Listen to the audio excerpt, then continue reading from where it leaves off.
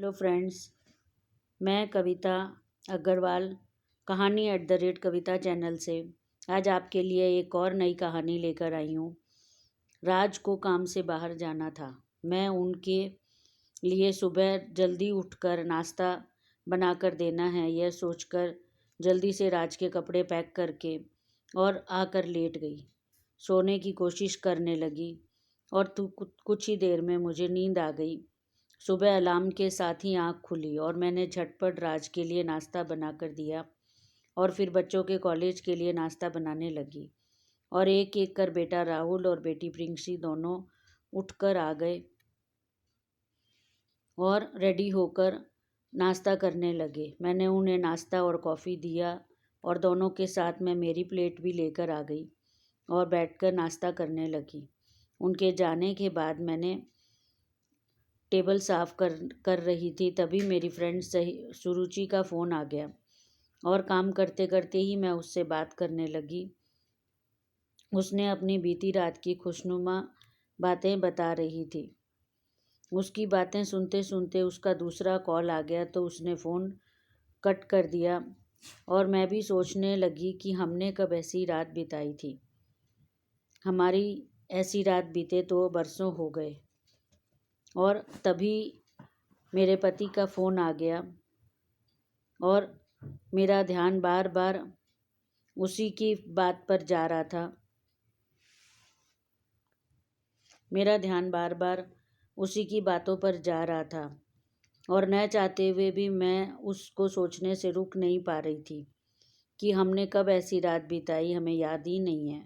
तभी राज का फ़ोन आ गया तो मैंने राज से ठीक से बात नहीं की और राज ने पूछा तो मैंने टाल दिया और न चाहते हुए भी राज पर मुझे गुस्सा आ रहा था। राज ने तुरंत मेरा गुस्सा भांप लिया और पूछा कि क्या हुआ, तो मैंने टाल मटोल करते हुए कुछ इधर उधर की बातें करने लगी। पर जब राज ने बहुत जोर देकर पूछा तो मैंने उससे सुरुचि की बातें बता दी और राज से कहा कि हमारे बीच में तो ऐसी रात बीते बरसों हो गए। तो राज भी चुप हो गए और फिर कुछ इधर उधर की बातें करके फ़ोन कट कर दिया।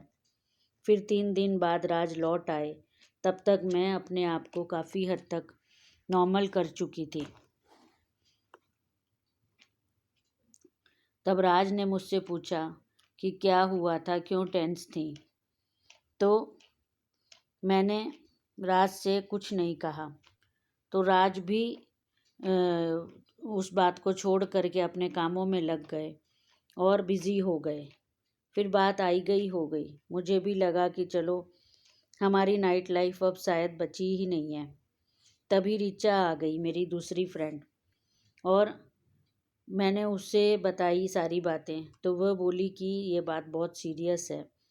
तुम कैसे इतने सालों से अपने पति से दूर हो, तुम्हें कुछ करना चाहिए। तो मैं उससे कुछ नहीं बोल पाई और बस सोचते ही रह गई। पर उसके बाद अगले कुछ दिनों में राज का बिहेवियर थोड़ा बदला हुआ सा लग रहा था। राज ने अपने जाने के टाइम में आधा घंटे की लेट कर दिया और आने के टाइम में 3 घंटे जल्दी शुरू कर दिया आना और मेरे साथ खाना खाने लगे, जबकि हमें एक साथ खाना खाए हुए बहुत साल हो चुके थे। हम अपने अपने काम के हिसाब से ही खाना खा लेते थे और राज अब 7 बजे आने लगे और मेरे पास बैठने लगे, मेरे साथ चाय पीते और फिर हम एक साथ खाना खाते। राज ने मुझे अभी कई सारे गिफ्ट भी दिए और फिर जब मेरा गुस्सा कपूर की तरह उड़ गया तब मैं अपने पति के प्यार में डूब गई। फिर अगली कई रातें बहुत खुशनुमा बीतीं। ऐसे लगा कि हमारी पहले वाली ज़िंदगी वापस आ गई है। तब राज ने मुझे एक सुबह कहा, चाय पे मेरे साथ बैठते हुए, कि तुम टर्की घूमने चलोगी। तो मैं हक्की बक्की रह गई क्योंकि हमें साथ में घूमने गए हुए भी बहुत वक्त हो चुका था। तब मैंने शर्मा कर उन्हें हाँ कर दिया, पर राज चाहते थे कि हम दोनों सिर्फ जाएं घूमने, और मैं चाहती थी कि बच्चे भी साथ में जाएं। और इस बात पर प्यार थोड़ा ठंडा पड़ गया और थोड़ी दूरी आ गई। फिर कोई फैसला ना होते देख राज ने ही चुप्पी तोड़ी कि ऐसा करते हैं, बच्चों से पूछ लेते हैं। और हमने यही ठीक समझा और बच्चों को पूछा कि क्या वो हमारे साथ घूमने चलेंगे। तो बेटे ने मना कर दिया, पर बेटी का मन था जाने का। लेकिन बेटी ने थोड़ा भांप लिया कि डैड नहीं चाहते कि वो साथ में जाए, वो मम्मा के साथ अकेले जाना चाहते हैं। तो बेटी ने मना कर दिया और हम अकेले ही घूमने का हमारा प्लान बन गया। मैं बेटी को मनाने लगी कि चल मेरे साथ, क्यों मना कर रही है। तो बेटी बोली कि मॉम आप समझो, पापा आपके साथ अकेले जाना चाह रहे हैं। तो मैं शर्मा गई। तो बेटी बोली कि मॉम आप तो नई दुल्हन की तरह शर्मा रही हो। मैंने कहा नहीं, ऐसी कोई बात नहीं है, बस ऐसे ही सोच रही हूँ कि अगर तुम नहीं जाना चाहती तो ठीक है। और फिर राज और मैं टर्की आ गए और घूमे और बहुत खुश वापस आए। हमें खुश देखकर बच्चे भी खुश हुए। पर प्रिंकी बोली, मम्मा ये चमक तो पहले कभी नहीं देखी मैंने।